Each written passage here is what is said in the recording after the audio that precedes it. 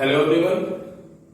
In the first video of chapter 2 history, we have discussed that how Portuguese and Dutch established their control over India. Now in this video, we shall discuss remaining one. So now the French.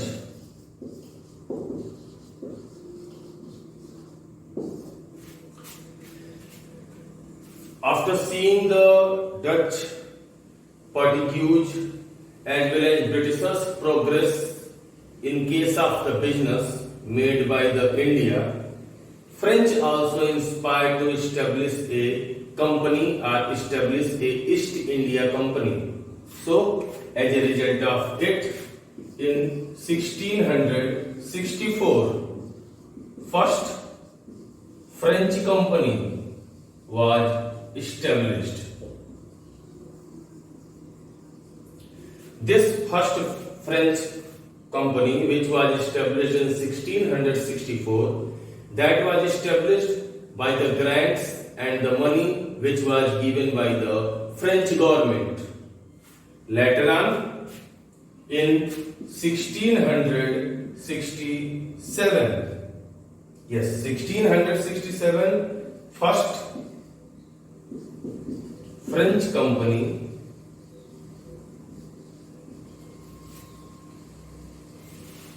was established in India.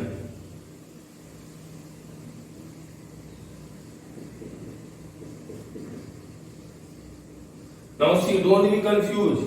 This 1664 means the first French East India Company was established. And in 1667, this French company established its company or headquarters into the India. Comparison to the Portuguese as well as Dutch, French also limited to the settlements, or in other words we can say like the Portuguese and the Dutch, French were also able to control the smaller portions only. The main areas of the settlement which were made by the French, that was the Mahe, Karaikal, Chandirnagar,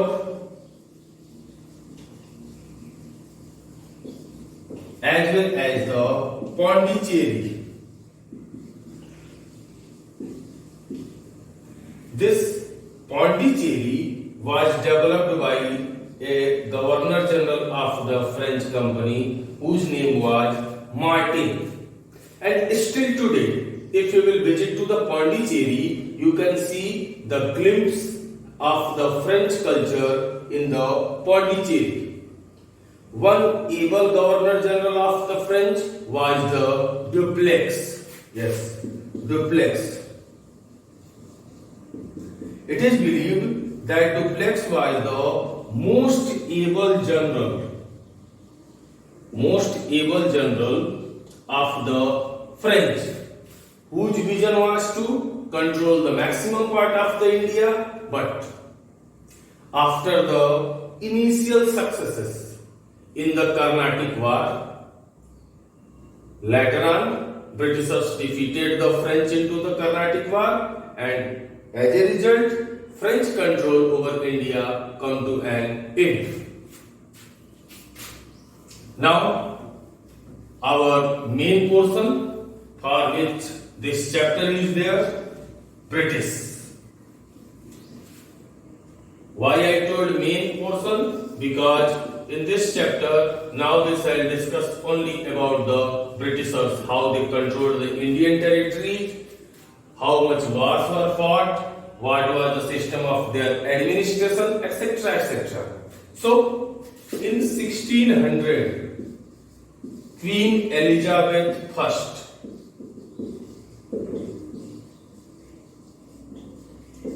of England gave a charter. Charter means we can say royal order, like the Farman, royal order. And according to that charter, she gave permission to open the East India Company for trading the countries in the East. And in 1651, first EEIC, means this English East India Company was established. And where was it established? It was established on the bank of river Hooghly. Yes, it was the first time. Slowly and gradually, the ambitions of the company increased a lot, and now they started to disobey the orders which were given by the local authorities, including the Mughal emperor. And as Britishers started to deny the orders of the Mughal emperor, there was battle between the Mughal emperor as well as some Nawabs. So two such important wars were there which were fought into the India. First one was the Battle of Plassey. Yes, this Battle of Plassey was fought in the year of the 1757. What were the reason for this war of the Plassey? First reason, as I have already told you, that now company officials started to disobey the orders which were issued by the local rulers as well as the Indian kings. So this make the current Mughal emperor Farrukh Siyar, at that time Mughal emperor was Farrukh Siyar. Farrukh Siyar. He was the Mughal emperor of that time. This made this Mughal emperor very angry. Secondly, now Britishers were not about to pay the taxes, means they were not paying any type of tax also. They were thinking that now we are too much strengthened enough, or now we are too much powerful, so there is no need to pay any tax. This also made the king angry, and as a result of that, Battle of Plassey was fought. And this Battle of Plassey was fought. This Battle of Plassey was fought between the Nawab of Bengal. And who was this Nawab of Bengal? Siraj-ud-Dawla versus the Robert Clive. This Robert Clive was the, don't say general, Governor General of the company. Governor General. In this war, Siraj-ud-Dawla was defeated. Why Siraj-ud-Dawla was defeated? Because Mir Jafar, who was the commander of chief of the army,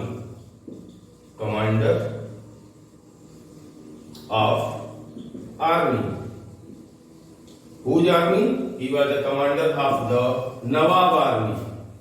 He didn't fight with the Nawab. He just merged with his soldiers with the Robert Clive. And why Mr. Mir Jafar betrayed against the Nawab? Because Robert Clive told to him, if you will help us to defeat the Nawab, after defeating, we will make you the new Nawab. Same thing happened in the battlefield when Siraj-ud-Dawla saw that his own army chief is not with him. He understood the situation, he fled away from the battlefield, but he was caught and he was died, or he was made dead. Later on, Mir Jafar became the Nawab of the Bengal, but the decisions which were taken by the Mir Jafar that annoyed the company. As a result of it, once again, Mir Jafar was replaced by his son-in-law, who was Mir Qasim. But Mir Qasim was also unable to fulfill the goals or the desires of the Britishers. As a result of that, once again Mir Qasim was removed and Mir Jafar was installed. Yes, this was all about the battle of Plassey. Now one more battle, I told two battles. So another is the battle of the Buxar.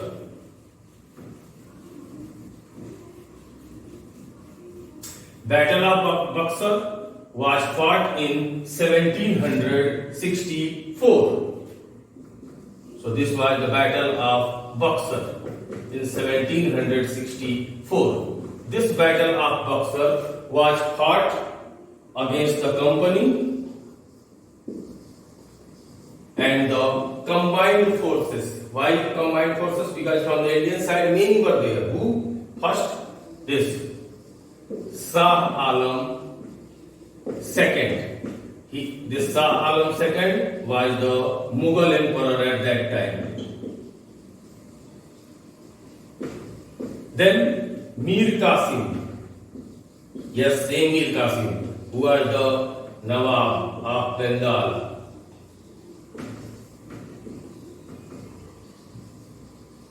And in that battle, Siraj-ud-Dawla was there. In this battle, Shuja-ud-Dawla.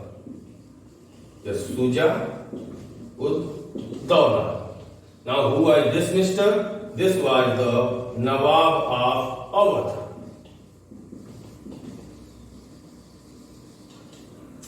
That's why I have told combined forces.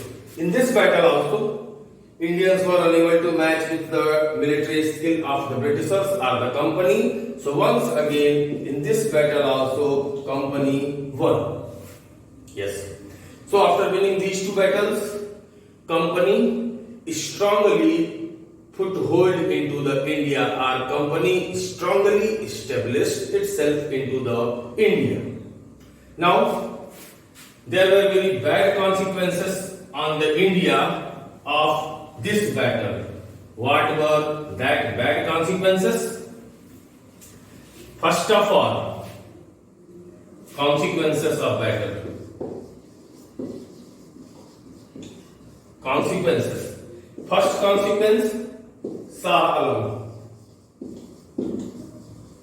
Second, was removed from which post and he got the annual pension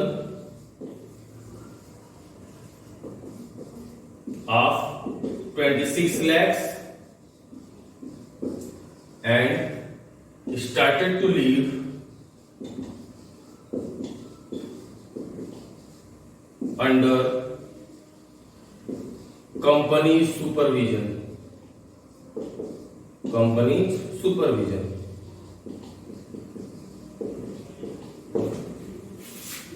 Second one, this Shuja-ud-Dawla.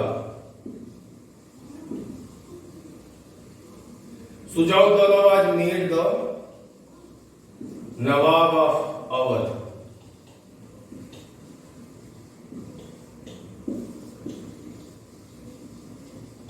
And in return, Mr. Shuja-ud-Dawla gave the districts of the Kora and Allahabad to the company. Yes. One more consequence was there, that was very much bad. What was that? In 1765, Mir Qasim, yes, 1765, sorry, don't say Mir Qasim, Mir Jafar died. Mir Jafar died. And after the death of the Mir Jafar, his successor gave or handled company to collect the revenue as well as the jurisdiction. So after getting the right to collect the revenue, the condition of the company improved a lot. Why condition of the company improved a lot? Because before this, while purchasing any type of goods from the Indians, company had to pay either in the silver or in the gold. And this was a little bit problem for the company. But after getting the collection of the revenue or collection of the Diwani, it solved all the problems. So company strongly put hold into the India or established into the India. Okay. So in the next video, we shall discuss more. Till now, bye bye my dear students.